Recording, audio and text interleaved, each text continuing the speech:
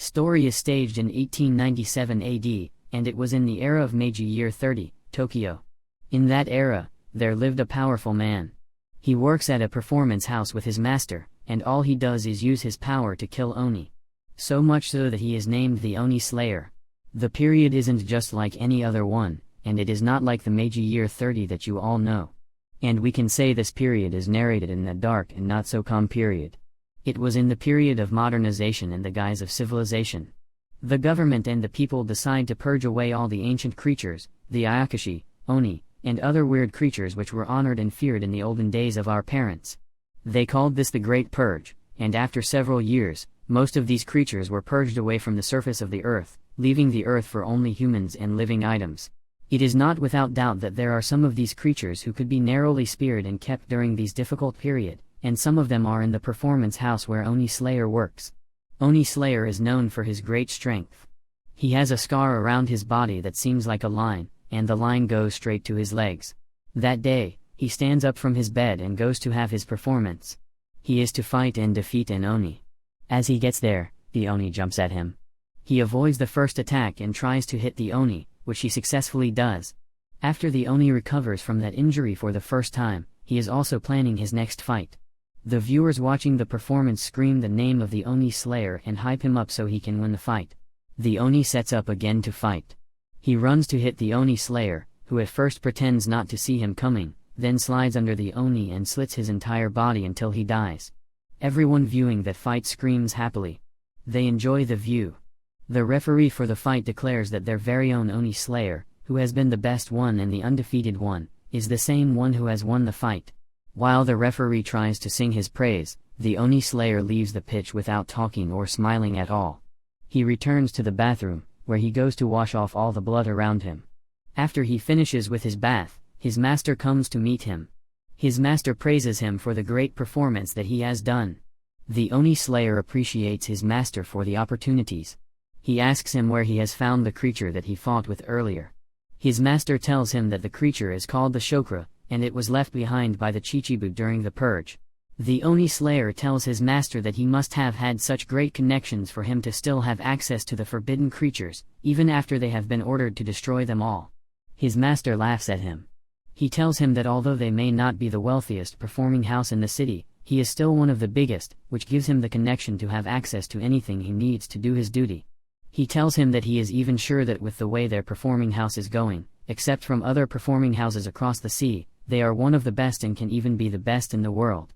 Seeing the efforts his master has put into the growth of the performing house, the Oni Slayer tells his master that he is sorry he isn't doing well in calling crowds, as his master may say, and his performance may not be that enticing. But his master laughs and tells him not to worry. He reminds him that he isn't a performer like everyone has thought of. Instead, he is just a creature like the other ancient creatures that he has been killing during the fight. Another ancient creature comes out of the room to disturb the master, giving the Oni Slayer access to leave the room. The killing of the ancient creatures in the world is what they call a farce. The Oni Slayer returns to his room to do the thing he knows how to do best, which is no other thing than drinking. He takes his bottle of beer and drinks it until he totally exhausts its content. When he sees it as empty, he decides to buy another one. He meets the seller, who brings a bottle of beer to him and tells him that he is lucky to get that bottle of beer for that price. And says that he can't get that bottle anywhere in the city again, and even if he can't get it for that price. The Oni Slayer takes the beer bottle without saying anything and opens it to drink. The seller asks for permission to say something. Although he claims what he wants to say is none of his business, he still goes ahead to say it regardless. He tells the Oni Slayer that he doesn't know much about him, but he feels it is better if the Oni Slayer uses the money he is using to buy all these beers to treat himself. He thought the lines on the Oni Slayer's body result from a venereal disease. When he says that, the Oni Slayer remembers the memory of being locked down in a room and chained and being injected. He throws away that memory and starts walking home. On his way home, he sees some of the villagers screaming, and when he turns, he sees them attempting to kill an Ayakashi. They find it difficult to kill it, and when they see him and recognize him as the Oni Slayer, they ask him to help them kill the ancient creature, which they call a monster. When he looks at the creature he tells them it is not an Ayakashi, instead, it is just a cat. The people refuse, claiming that there is no way a cat will be that big, and that it is definitely an Ayakashi. He decides to go nearer to check. He touches the cat, but the cat pinches him and runs off.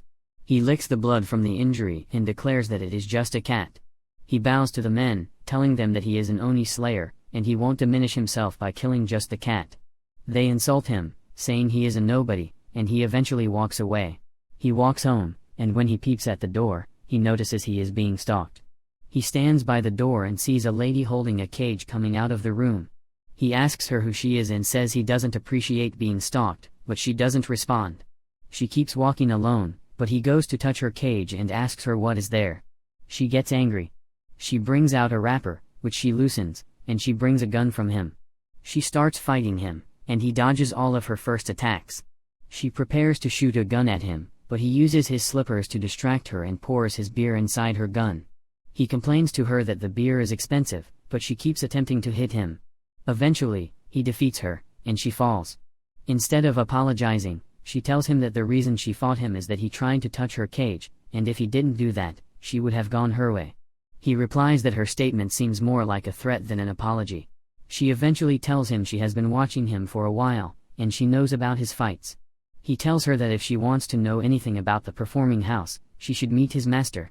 But she doesn't care about that. She reveals to him that he will soon die, and if he keeps fighting the Oni and winning, he will die soon. She tells him that she knows he is just like the creature, a hybrid version that consists of part Oni and part human. At this point, he wonders how much she knows about him, but she asks what he will do about that. He tells her that whether she will live depends on how much she knows, and she tells him she isn't there to have an issue with him. Instead, she is there to cut a deal with him. He decides to hear her out fully. She tells him the deal will be favorable to them, and if he does it, he can live longer than he is meant to live. The lady eventually unveils her cage and reveals a head inside the cage. The head speaks, and the lady introduces herself as Aya Rindo, and the lady carrying the cage as I has made Shizuki Hayes. Aya tells the Oni Slayer that she wants him to kill her. She explains to him that she is immortal and she can't die. She has lived for about 947 years, and her type of immortality is such that, although she can't die, she also can't increase in terms of body and height. So despite being that old, she looks like a 14-year-old. She tells him that although she doesn't want to die, some time ago a man came with a cane, a man who looked like a foreigner, and he cut off her body and took it abroad. If she can still get her body, it is another reason to live, but she can't get her body. She also can't die unless she is being killed by an Oni. The Oni Slayer asks how the man was able to cut off her body since immortals have a very fast regeneration rate. And she tells him that the only reason is that the man has used the Oni. The only thing that can kill an immortal is an Oni. But the Oni Slayer wonders how she could still preserve her head after an Oni cut off some part of her body. She tells him that the Oni is a hybrid Oni just like the Oni Slayer, and his powers are also cut in half. So his power isn't that powerful to kill her. She is looking for another hybrid Oni to kill her completely. She tells him that he is a stronger hybrid Oni than the one that has killed her because his part of being an Oni is much stronger than his human part. He laughs at her, and when he sees people coming, he tells her they should leave there so they won't make her part of the performance show. They leave to a hiding place where she asks him why it seems like he wants to die, and it also seems like he doesn't want to die. She tells him that he keeps fighting Oni, knowing so well that he will be consumed by an Oni soon and he will run berserk and be killed, which means he wants to die. But when her maid was fighting him, she is sure her maid is strong enough to kill him, but he fought as if he doesn't want to die. He reveals to her that although he wants to die, he wants to die on the performance stage while playing. The reason is that he wants to go berserk and watch and kill everyone watching the stupid performance, including the troupe, before dying. So they can see what the people on the stage go through. He tells her that when he finds out he will die, he decides there is no better way to die than that. He asks her to stop calling him Oni Slayer. His name is Tsuguru Shinichi. He refuses to kill her, telling her he doesn't want an extension of life. He says since she can live when she finds her body, she should find her body instead. She tells him the foreigner has taken her body to Europe, and he asks her to go to Europe and find it. She wonders what he will gain from that, and he reveals that he will also get his revenge. He says the same foreigner is the one who took away his humanity and turned him into an Oni. He is a man holding a cane with him engraved on it. Aya also says it's the same man. He decides that he will take her to Europe, where they will find the man, and he will take her to the man so she can have her revenge. She accepts the idea and asks her maid to bring her out. He asks how she intends to elongate his life, and she tells him that her genes have the power to increase a person's lifespan. And if he consumes her, his human part will become stronger, and it will deduce his death date. She says he can take either her sweat, tears, mucus, or saliva. She doesn't sweat or cry, leaving him with mucus or saliva. He decides to take her saliva, and he carries her so they will seal their agreement with a kiss.